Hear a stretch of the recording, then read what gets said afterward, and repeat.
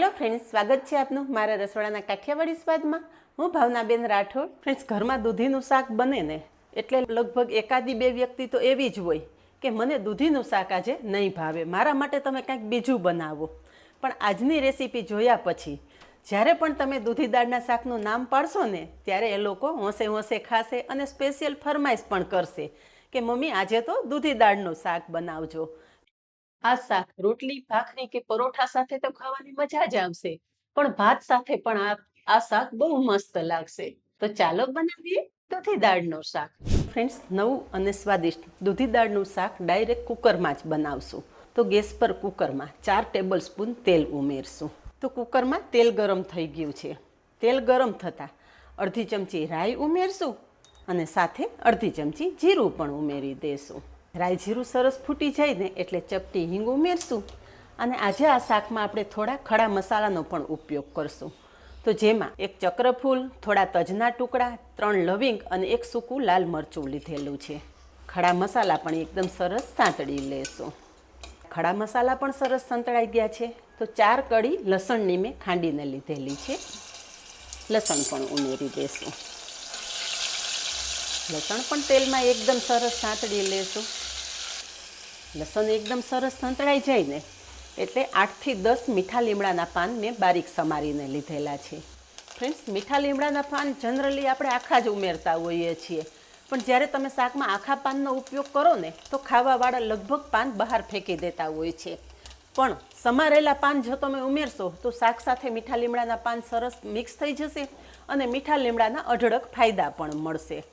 બધી જ સામગ્રી એકદમ સરસ સંતળાઈ જાય ને એટલે એક મીડિયમ સાઇઝની ડુંગળી બારીક સમારીને લીધેલી છે એ પણ ઉમેરી દેશું। અત્યારે શાકમાં આપણે લસણ ડુંગળી બંનેનો ઉપયોગ કરેલો છે, પણ તમે જો લસણ ડુંગળી ના ખાતા હોય તો સ્કીપ કરી શકો છો। ડુંગળી પણ એકદમ સરસ સાંતળી લેશું। ફ્રેન્ડ્સ, મેં તમારી સાથે લગભગ 300ની આસપાસ શાકની રેસીપી શેર કરેલી છે અને તમે મારા વિડીયો રેગ્યુલર જોતા હોય ને તો તમને ખબર જ હશે। ફ્રેન્ડ્સ, મારી દરેક શાકની રેસીપી એવી હોય કે તમે પહેલી વખત બનાવો ને તો પણ તમારું શાક પરફેક્ટ જ બને। નવી નવી રસોઈ શીખતા હોય, બેચલર હોય કે પછી તમારે કોઈ નવું શાક બનાવવાનું હોય, તમે કાઠિયાવાડી સ્વાદ ચેનલ સર્ચ કરો ને એટલે લગભગ બધા જ પ્રકારના શાકની રેસીપી તમને તરત જ મળી જાય। તો અહીંયા તમે જુઓ કે થોડી વારમાં ડુંગળી એકદમ સરસ સંતળાઈ ગઈ છે। તો ડુંગળી સાથે જ 2 મીડિયમ સાઇઝના ટમેટાં બારીક સમારીને લીધેલા છે એ પણ ઉમેરી દેશું। શાક એને એ હોય, મસાલા એને એ હોય, પણ શાક બનાવવાની મેથડ જો તમે થોડી અલગ કરો ને તો રેગ્યુલર બનતા શાક પણ તમે હોટલ કે રેસ્ટોરન્ટના શાકને ટક્કર મારે ને એવા બનાવી શકો। ઘણી જગ્યાએ તમે જોયું હશે કે દૂધીનું શાક પીળું અને ફીકું દેખાવમાં હોય, પણ શાક તમે આ રીતે બનાવશો ને તો ઓછા તેલ મસાલામાં પણ તમારું શાક એકદમ મસ્ત તૈયાર થશે। હવે ડુંગળી ટમેટા સાથે મસાલા કરી લઈએ। 1.5 ચમચી લાલ મરચું પાવડર, લાલ મરચું પાવડર તમારા ટેસ્ટ મુજબ વધારે કે ઓછું કરી શકો છો। 1 ચમચી ધાણા જીરું અને સ્વાદ પ્રમાણે મીઠું ઉમેરશું। મસાલા પણ એકદમ સરસ સાંતળી લેશું। તેલ છૂટું પડે ત્યાં સુધી મસાલા સાંતળી લેશો ને એટલે એકદમ મસ્ત ફ્લેવરફુલ શાક તમારું તૈયાર થશે।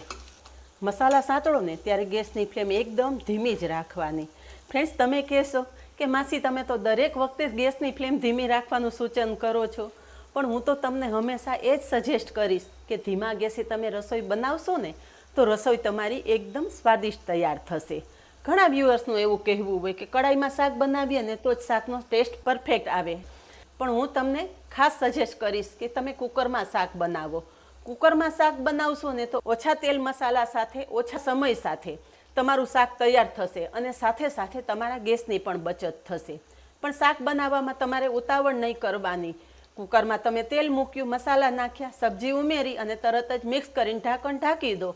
આવું કરશો ને તો તમારું શાક ક્યારેય પરફેક્ટ નહીં બને, પણ મારી મેથડ સાથે તમે શાક બનાવશો એટલે તમારું શાક એકદમ મસ્ત જ તૈયાર થશે। અહીંયા જુઓ તમે ફ્રેન્ડ્સ કે આપણા તેલ મસાલા ટમેટા સાથે એકદમ મસ્ત સંતળાઈ ગયા છે અને બધું જ તેલ છૂટું પડી ગયું છે। તમે જુઓ કે ટમેટા પણ એકદમ સોફ્ટ થઈ ગયા છે। હું ચમચાથી પ્રેસ કરું ને તો તમે જોઈ શકો છો કે ટમેટા સરસ મેશ થઈ જાય છે। આટલા સરસ તમારા મસાલા સંતળાઈ જાય ને પછી આગળની સામગ્રી ઉમેરવાની। તો આજે આપણે દૂધી દાળનું શાક બનાવવાનું છે. તો અહીંયા ચણાની દાળ ઓવરનાઇટ પાણીમાં પલાળી દીધી છે અને તમે જુઓ કે હાથેથી કટ કરું ને તો ચણાની દાળનો દાણો આરામથી કટ થઈ જાય છે. પણ જો તમે રાત્રે ચણાની દાળ પલાળતા ભૂલી ગયા હોય તો 2 કલાક પહેલાં હુંફાળા ગરમ પાણી સાથે તમે ચણાની દાળ પલાળી લેશો ને તો પણ દાળ એકદમ સરસ પલળી જશે.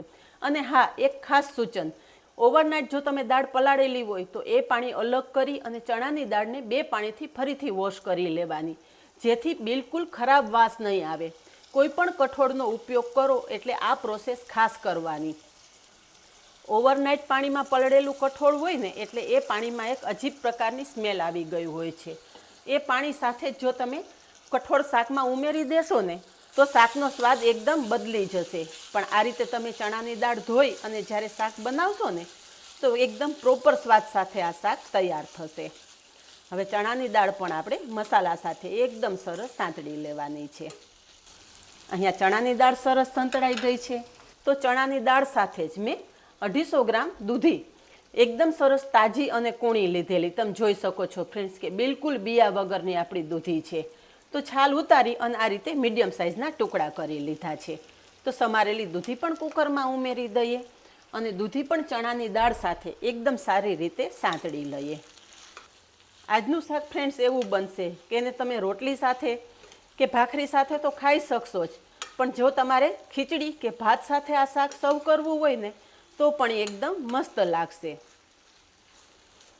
તો દૂધી અને ચણાની દાળ પણ એકદમ મસ્ત સાંતળી લેશું. અહીંયા જુઓ કે મસાલો એકદમ સરસ સંતળાઈ ગયો છે અને સાઈડમાંથી તેલ છૂટું પડે છે.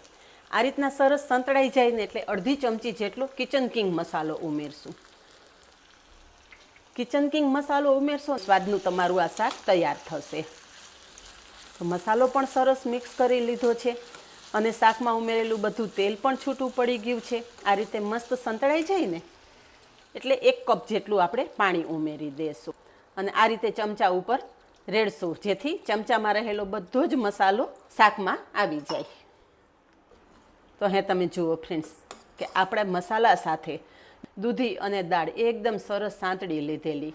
પાણી ઉમેરતા જ તેલ મસાલો આ રીતે ઉપર આવી ગયો છે.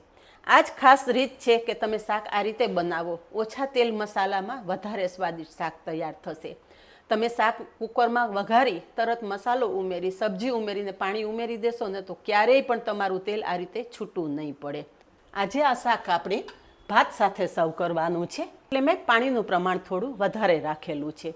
પણ જો તમારે રોટલી કે ભાખરી સાથે આ શાક સર્વ કરવું હોય ને તો પાણીનું પ્રમાણ તમારે થોડું ઓછું રાખવાનું.